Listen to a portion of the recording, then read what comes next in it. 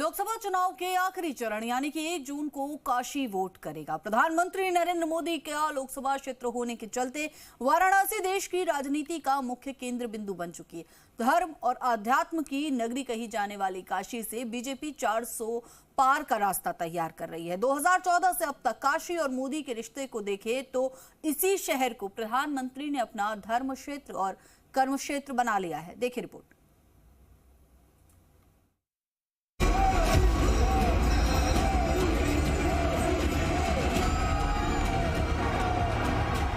मुझे किसी ने भेजा है न मैं यहाँ आया हूँ, मुझे तो माँ गंगा ने बुलाया है।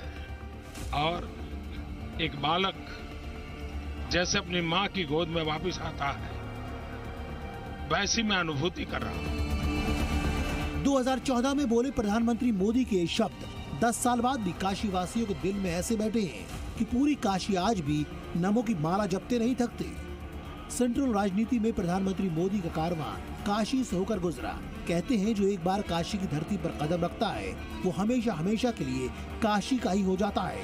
ये शहर प्रधानमंत्री मोदी की जन्मभूमि भले ना हो, लेकिन कर्म भूमि ऐसा बना मानो इस शहर से उनका सदियों पुराना रिश्ता रहा हो। जब तक बनारस नहीं आई तब तक हमार मन नहीं मानेगा। 10 साल पहले आप लोग हमके बनारस का सांसद बनैला।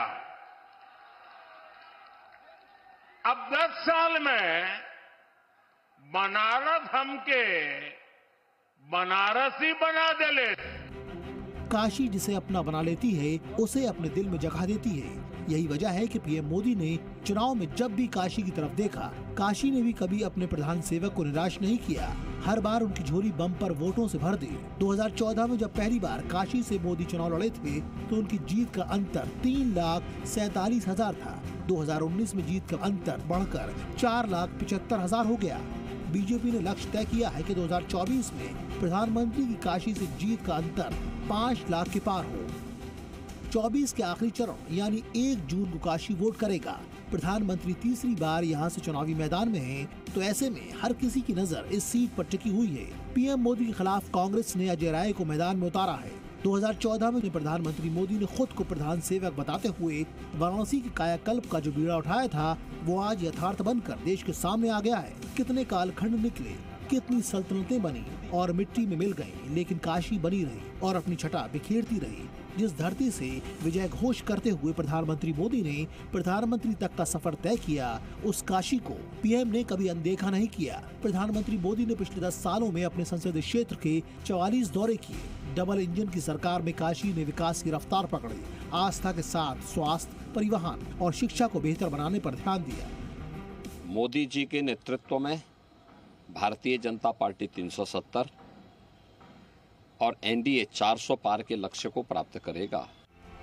यही वजह है कि काशी की धरती से बीजेपी 400 पार की हुंकार भर रही है। संगठन से लेकर सरकार वाराणसी में नजर आ रही है, क्योंकि अब चुनावी डेथ ओवर में काशी की सियासी पिच तैयार है। यहाँ 1 जून को काशीवासी घर से निकलकर उम्मीदवारों के भविष्य का फैसला करेंगे। काशी को प्रधानमंत्री ने वोट बैंक की तरह नहीं देखा, बल्कि आत्मसात किया है। जब जब वो कभी काशी आते हैं, गंगा घाट, काल भैरव और काशी विश्वनाथ के दर्शन जरूर करते हैं। इस बार भी जब वो काशी नामांकन के लिए पहुंचे तो तीर्थ स्थली काशी के 3 प्रमुख स्थानों पर गए और सनातन में अपनी गहरी आस्था का संदेश दिया।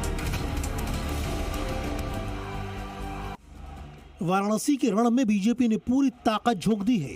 काशी में बीजेपी नेताओं का जमावड़ा लगा हुआ है। बीजेपी नेता यहाँ एक तरफा मुकाबला मान रहे हैं, फिर भी कोई कोर कसर नहीं छोड़ रहे हैं।